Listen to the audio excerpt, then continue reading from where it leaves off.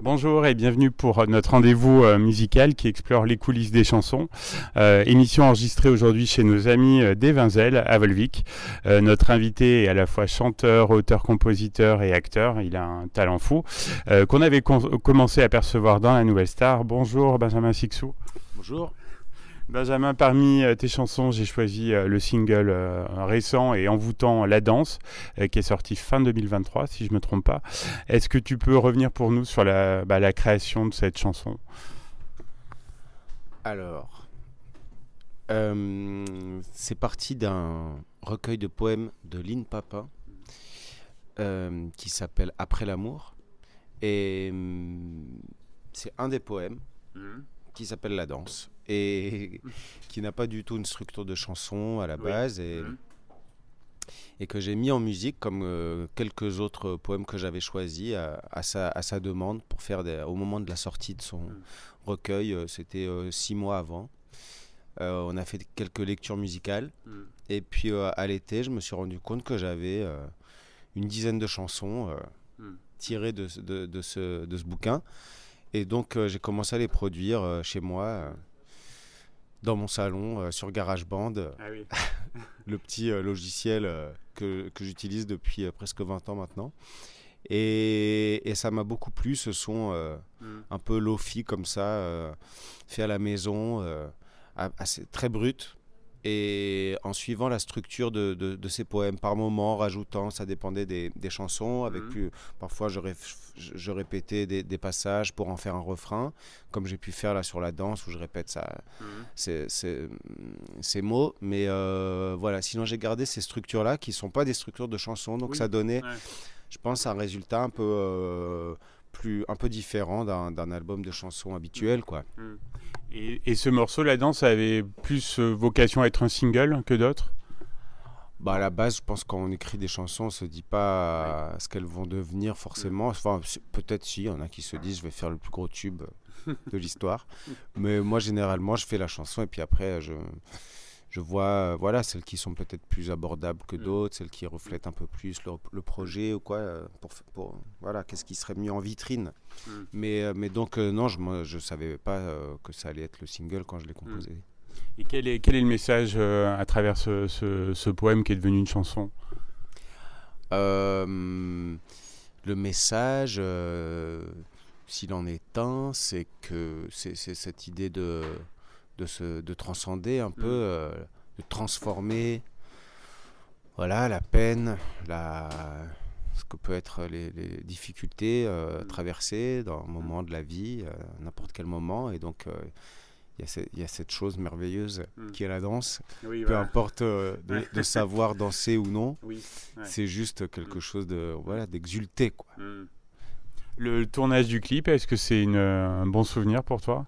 Et le clip s'est fait aussi totalement à la maison, avec 3 bouts de ficelle, par un super réalisateur qui s'appelle Léolo Victor Pugebé, et qui a fait aussi des merveilles avec son montage et en faisant, voilà, on parlait de chevaux, il était question d'aller filmer des chevaux et pour faire un parallèle avec la danse justement, et au lieu de voir des gens danser, moi on se disait que c'était mieux, ça allait être, ça pouvait être joli de voir des chevaux galoper, quoi.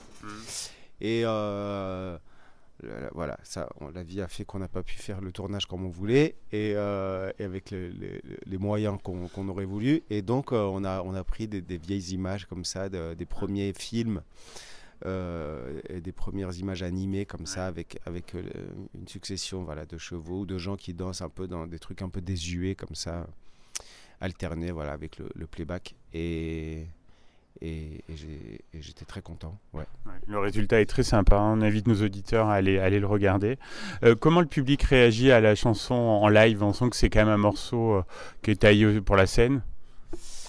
Oui, après, j'ai pas fait énormément de concerts suite à cet album. J'ai surtout, quand j'en ai fait, c'était surtout des versions guitare-voix, et c'est pour ça d'ailleurs que par la suite, j'ai sorti la version acoustique de l'album, qui est un album assez court et qui permettait de faire que ça que ça dure le temps d'une face de vinyle. Et donc il y avait l'idée de faire un vinyle avec qui sortira un jour, je sais pas quand, mais en tout cas il y a tout pour faire face A après l'amour, face B le live acoustique, voilà, avec des duos, notamment avec Irma et Paul Barrère et Daphné Kritaras et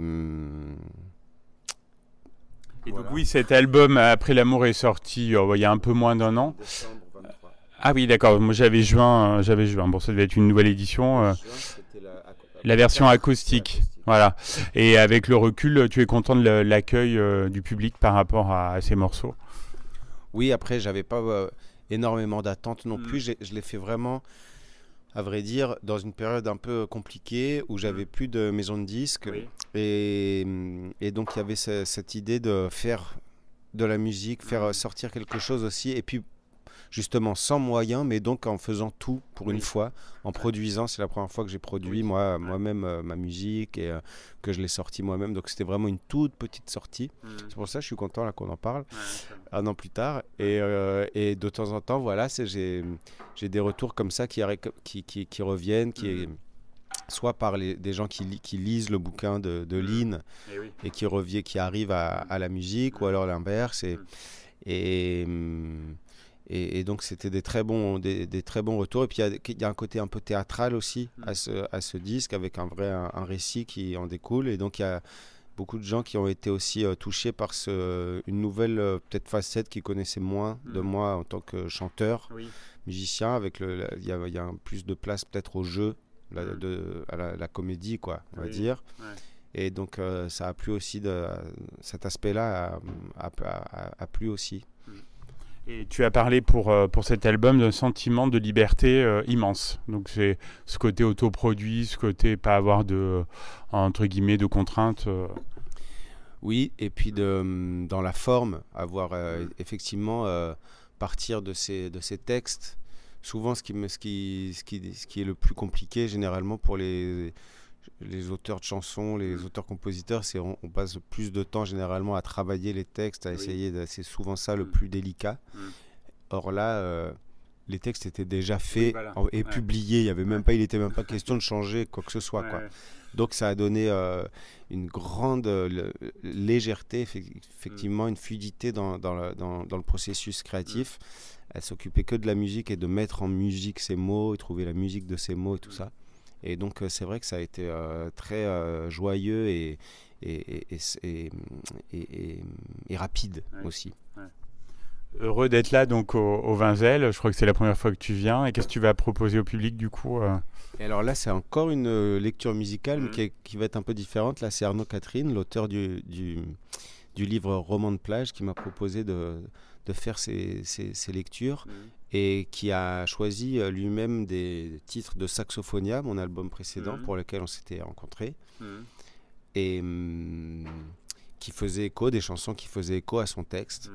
Et donc la lecture est entrecoupée de musique. Parfois je l'accompagne juste à la guitare, parfois il chante avec moi aussi. Et voilà, donc on revient à cette histoire de lecture musicale, comme on se parlait là pour Lynn. Et c'est assez agréable aussi ce format qui change encore une fois tu vois, d'un concert ou d'un... Et le public aime bien ce genre de format. Et j'ai l'impression, oui, que c'est en tout cas ça change, et moi c'est très frais. Moi, c'est beaucoup de fraîcheur à faire ça, quoi. Surtout ici au Vinzel, on invite nos auditeurs à aller regarder la programmation qui est vraiment de grande qualité. Quels sont tes projets là, Benjamin, pour l'année 2025? Est-ce qu'il y a des choses au niveau... il y aura de la scène certainement, chansons, cinéma. Alors là, je suis en plein dans le prochain album que je prépare pour l'instant seul, mais pour le coup que je vais pas sortir seul. Mais pour l'instant, je vais un maximum le plus loin possible, tout seul, où là j'ai ça bouillonne. Là en ce moment, c'est super là, ce moment-là. C'est le meilleur moment. Quand voilà, je m'endors là-dessus, je me réveille là-dessus, je pense beaucoup à ça, je fais ça, voilà, je bidouille mes petits trucs. Et j'espère sortir au moins un extrait de cette année, quoi. D'accord. Parce que il commence à avoir ce qu'il faut. Et puis voilà, il y aura des scènes aussi au théâtre, mais ça je peux pas trop encore en parler. Et puis à la fin de la tournée des Souliers Rouges, ça fait 2 ans, la comédie musicale de Fabrice Aboulker et Marc Lavoine, qu'on tourne depuis 2, 3, c'est la 3e saison même. Donc là c'est la fin, on est tous un peu nostalgiques, mais c'est bien, il faut bien. Et puis voilà. Pas mal de choses. Tu viendras nous reparler des nouveautés. C'était un plaisir de t'avoir à nouveau dans l'émission. Puis on va se quitter en écoutant la danse. Merci Benjamin Sixou. Merci à toi.